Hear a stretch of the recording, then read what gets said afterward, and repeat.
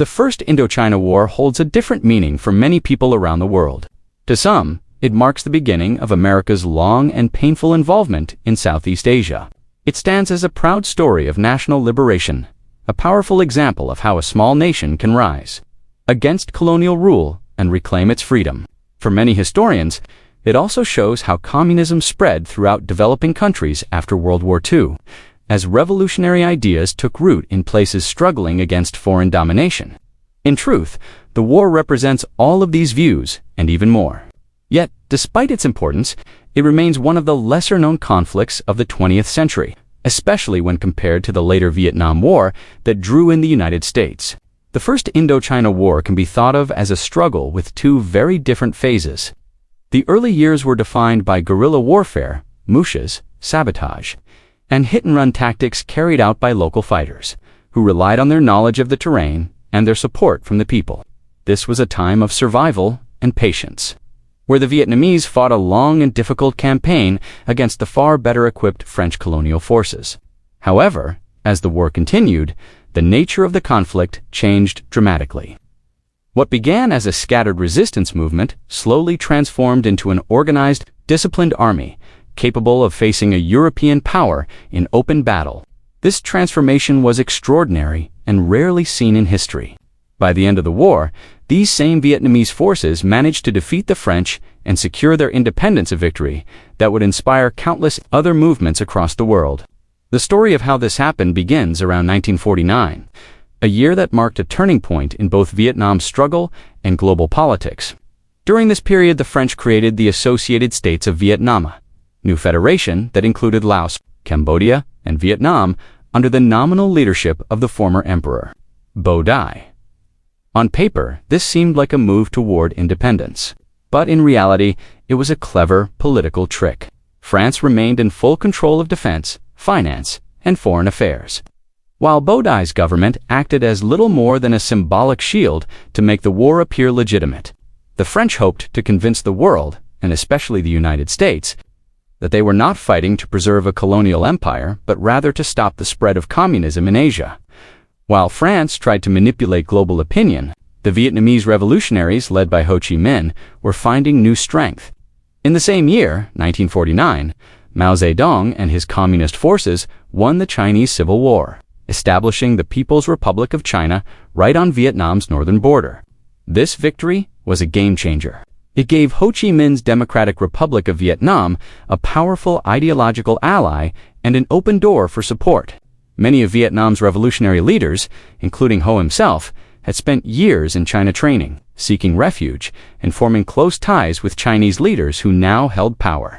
They shared not just political goals but also personal friendships, and this made cooperation between the two movements natural. For the first time, the Vietnamese could hope for real assistance supplies, training, and even weapons from a neighboring socialist government that understood their struggle. Meanwhile, the world was changing fast.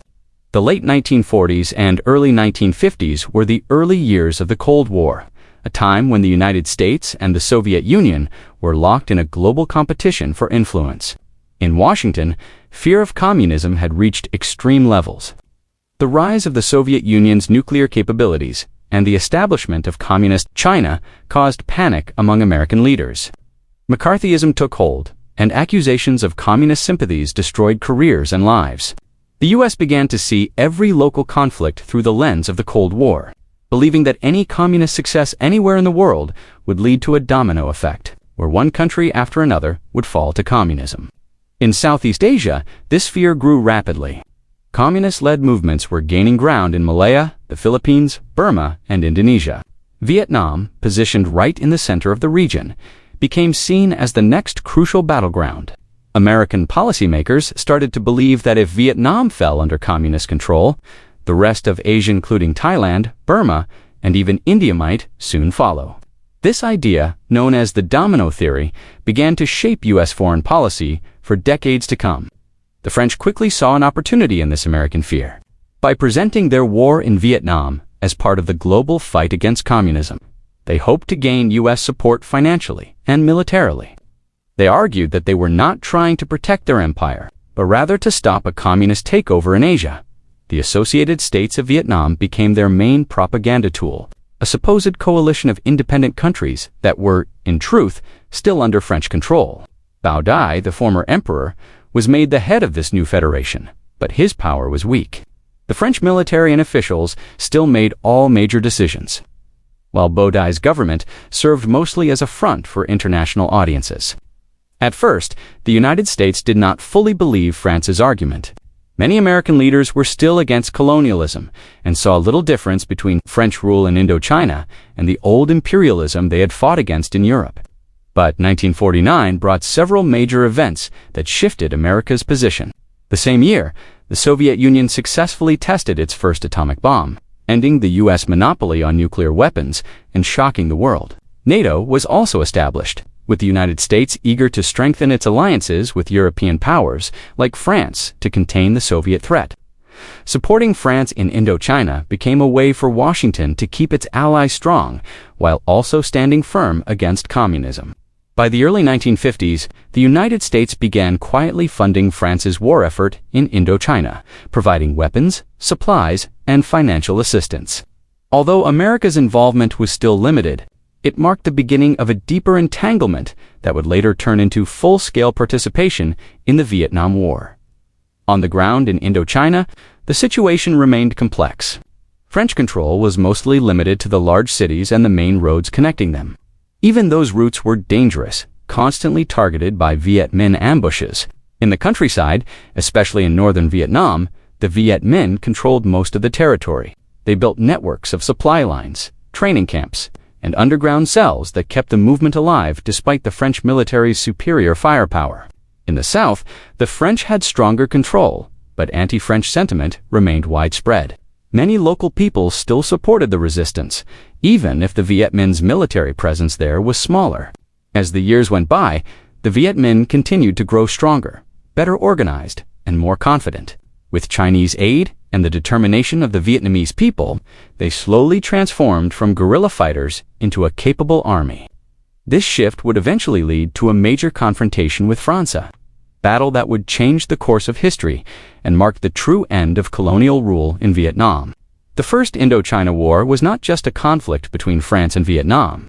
It was a reflection of a larger global struggle between colonialism and independence, between capitalism and communism, between old powers and new nations rising to define their own futures. It was a war that shaped the destiny of Southeast Asia and set the stage for the conflicts that would follow for decades. Around 100,000 French soldiers were spread throughout Indochina, stationed in small garrisons across towns, forts, and outposts, because so many troops were tied up holding fixed positions. Only a small number of mobile units were available for active operations. On the other side, the Viet Minh controlled large areas of land, especially in rural northern Vietnam. They had two main strongholds, one in the mountains north of Hanoi, which was easier to defend, and another around the Red River Delta, which was less protected but very important because it produced rice and provided manpower. At the start of 1949, the Viet Minh's army, officially called the People's Army of Vietnam, or PAVN, had around 100,000 soldiers. Their supplies were limited, and they relied heavily on weapons captured from the French and a few shipments from China, which was still fighting its own civil war at that time. The Vietnamese had also begun small-scale local production of weapons-making landmines, grenades, and even basic versions of rocket launchers. Rice, taken from farms across the country, including the southern Quai Mo region, was moved through a growing secret supply network that stretched across Indochina. This system relied mostly on manual labor and would become one of the most important logistical routes for years to come. The PAVN troops were trained mainly for guerrilla warfare. They were lightly armed, quick, and skilled at using the forests, hills, and jungles of Vietnam to their advantage. Direct battles against the French were nearly impossible, so they focused on ambushing French patrols and attacking supply convoys. The French army was far better equipped and supplied, but it faced serious challenges. The first was its limited number of troops available for offensive operations. As most soldiers were needed to guard fixed posts, French military strategy depended on mobility and heavy firepower. But these strengths were restricted by the harsh landscape of northern Vietnam. Poor roads and rough terrain slowed movement and made it difficult to transport artillery, which the French relied on heavily. The biggest issue, however, was manpower. The French government refused to send drafted soldiers to fight in Indochina because the war was deeply unpopular at home. This meant that only volunteers from France and colonial troops from the French Empire, including some recruited or forced into service from Indochina itself, could be deployed. Many of these local soldiers were seen as unreliable, as they were being asked to fight against their own countrymen in a war for independence. Because of this shortage, the French were unable to hold on to the territory they captured. They could launch attacks and push the Viet Minh out of areas. But once they withdrew, the Viet Minh would return and take control again. Between 1946 and 1949, while the war dragged on, the PAVN began turning into a more organized and conventional army.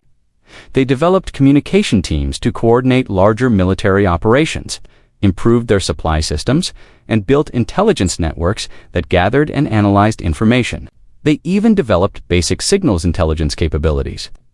These improvements were inspired by the theories of Mao Zedong, who had outlined a strategy for how a revolutionary army should evolve, first surviving through guerrilla warfare, then consolidating control, and finally transitioning to large-scale offensive operations. The first major step toward that transformation came in early 1949, when the Vietnamese government introduced mandatory military service. This allowed the PAVN to grow quickly, expanding from around 100,000 soldiers in early 1949 to more than 400,000 by 1950. At the same time, major events in China changed everything. Mao Zedong's communist forces won the Chinese Civil War, creating the People's Republic of China. This was a massive boost for the Vietnamese struggle. The Viet Minh and the Chinese communists had already been cooperating. But now that China was under communist control, the relationship became official and strategic. Ho Chi Minh's government allowed Chinese troops to use northern Vietnamese territory as a base to attack nationalist Chinese forces. And in return, some Vietnamese soldiers were sent into China to fight alongside Mao's army. This experience gave them valuable training in conventional warfare, which would later prove crucial. Diplomatically, the founding of the People's Republic of China changed the balance of power in Asia. As Vietnamese General Vo Nguyen Giap later said, Vietnam was no longer surrounded by enemies, was now connected to the broader socialist world. Ho Chi Minh quickly reached out to Mao's government in Beijing to establish formal diplomatic relations. China recognized Vietnam's Democratic Republic in January 1950. Mao then persuaded Joseph Stalin to do the same, though Stalin was cautious and refused to sign a military alliance. Instead, he made it clear that China, not the Soviet Union, would lead communist movements in Asia. Even so, the Soviet Union's recognition of Vietnam encouraged other communist nations in Eastern Europe to do the same. This created a new global alignment. Vietnam became officially part of the socialist bloc. The United States and its allies quickly responded. Washington granted diplomatic recognition to the French-backed Associated State of Vietnam under Bao Dai, presenting it as the legitimate government. The United Kingdom and several other nations followed suit. The U.S. could not send its own troops, but it began supplying France with weapons, equipment, and money to continue the war. Within months, what had once been a small, overlooked conflict in a remote part of Asia turned into a key battleground in the global Cold War. The world's major powers, China, the Soviet Union, the United States, and France, were now all involved in what had started as a local fight for independence. Historian Tuan Vu later wrote that Vietnam's entry into the Soviet sphere of influence set off a chain reaction that reshaped international politics. The U.S. and its allies, alarmed by the expansion of communism in Asia, rushed to support Bao Dai's government in the South. This sudden polarization turned Vietnam into the center of a much larger struggle, one that would soon draw the world even deeper into conflict. By the time 1949 came to an end, and the early months of 1950 began, the Democratic Republic of Vietnam found itself at a turning point. A great deal had changed in the political and military landscape. The Chinese Revolution had succeeded, creating a strong ally just across the border, and the balance of power in the region began to shift.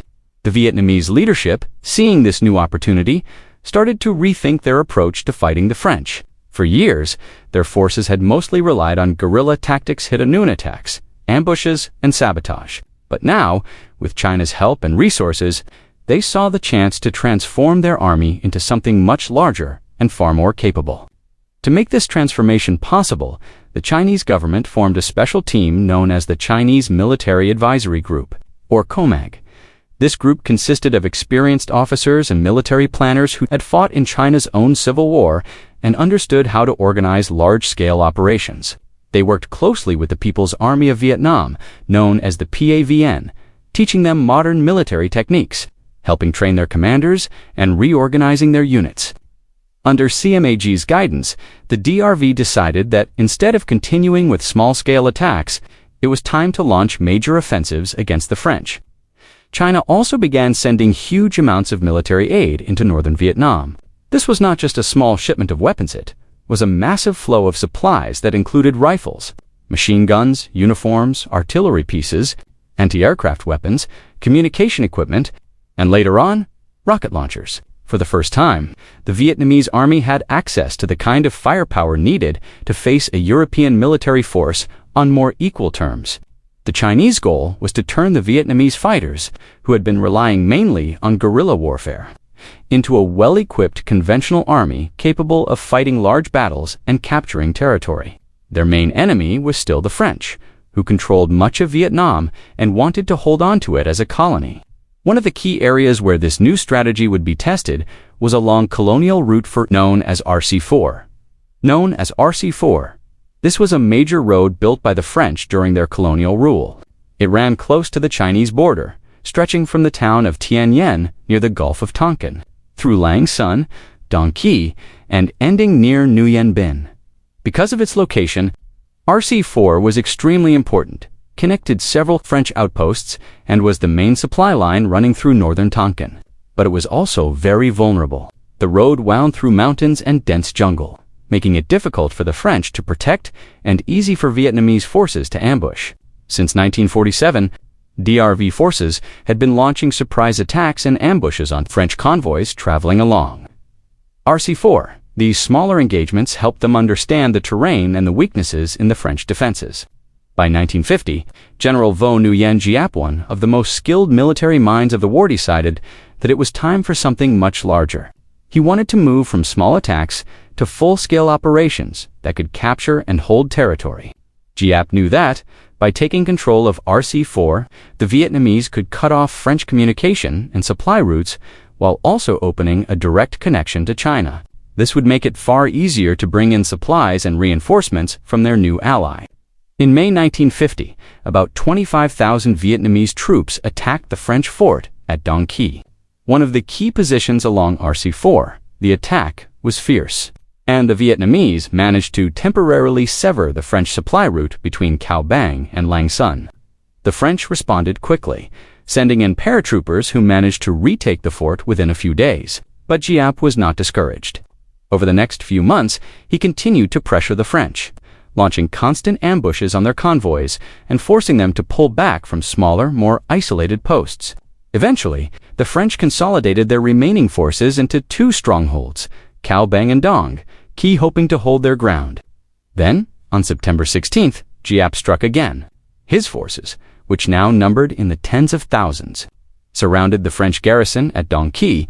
The fort was defended by about 300 soldiers from the French Foreign Legion, some of the most disciplined and experienced troops France had. Despite their training, the legionnaires could only hold out for 2 days before being overrun. The fall of Dong Qui was a major blow. It cut off the supply route between Lang Son and Cao Bang, trapping many French troops in the north. French Commander General Marcel Carpentier, worried that Chinese soldiers might join the fight and invade from across the border, made a difficult decision. He ordered a withdrawal from Cao Bang, instructing his troops there to move south along RC4 toward Dong Qui, where they were supposed to meet with reinforcements coming north from Lang Son. The plan was risky, but seemed like the only option. The reinforcements coming from Lang Son included elite units such as the 1st Parachute Battalion of the French Foreign Legion and colonial troops from North Africa. The retreating group from Cao Bang set out on October 1st, while the Lang Son column began moving north a day earlier. Both groups soon ran into trouble. Giap had prepared well. He had gathered around 10 battalions of Vietnamese soldiers, supported by an artillery regiment, and set up multiple ambushes along the narrow mountain passes. Despite the difficulties, the two French groups finally met near Dunkirk on October 5th. However, as they turned south to withdraw toward Lang Son, they were caught in another deadly trap in the Coq Sha Gorge. The Vietnamese ambushed them from all sides, using artillery fire and close-range attacks to destroy the column. The result was a complete disaster for the French. Out of roughly 6,000 soldiers involved, only about 700 managed to escape and return to French-controlled territory. Entire battalions, including the 1st Parachute Battalion and the 3rd Colonial Commando Parachute Battalion, were wiped out. These were some of France's best and most experienced troops, and their destruction shocked both the French military and the public back home. The defeat was not because the French soldiers lacked courage or training. It was because the Vietnamese strategy was so well executed. Giap had used terrain, planning, and coordination perfectly. Still, the victory came at a huge cost for the Vietnamese. While official reports claimed only around 1,000 dead and 1,500 wounded, historians like Frederick Logval estimate the real number was closer to 9,000, nearly one-third of the attacking force. Another remarkable detail was the massive amount of labor that went into supporting the Vietnamese army during this campaign. Historian Christopher Gosha reported that about 121,700 civilians were mobilized to help the army. These people worked as porters, cooks, messengers, and laborers, carrying supplies on their backs through mountains and jungles. The PAVN had very few vehicles, so almost everything depended on human strength. It's estimated that the entire campaign required about 1.7 million working days from local civilians. This shows how deeply involved the Vietnamese population was in the war effort, and how determined they were to see independence succeed. The loss on Colonial Route 4 was described by journalist Bernard Fall as the greatest colonial defeat. France had suffered since losing Quebec centuries earlier. The consequences were enormous. The French were forced to abandon the northern part of Tonkin, giving up vast areas to the DRV for the first time. The Vietnamese had a large stretch of land under their full control, directly connected to the Chinese border. This allowed for the easy transport of weapons, food, and supplies from China, and opened new trade routes that helped fund the DRV's war effort. This victory gave the Vietnamese new confidence. They had proven they could defeat a modern European army in open battle. With this momentum, they began to advance toward the major cities of Hanoi and Haiphong, hoping to continue their success. But the French command, realizing how serious the situation had become, reorganized quickly. New leaders were brought in, fresh strategies were made, and the French prepared to push back. Though the Vietnamese had won a major victory at RC4, the First Indochina War was far from over. Both sides were learning, adapting, and preparing for what would come next. The DRV now had control of key territory and a powerful ally in China, while the French still had strong forces and international support. What followed in the coming months would determine the course of the entire conflict. The continuation of this story will be covered in the next episode.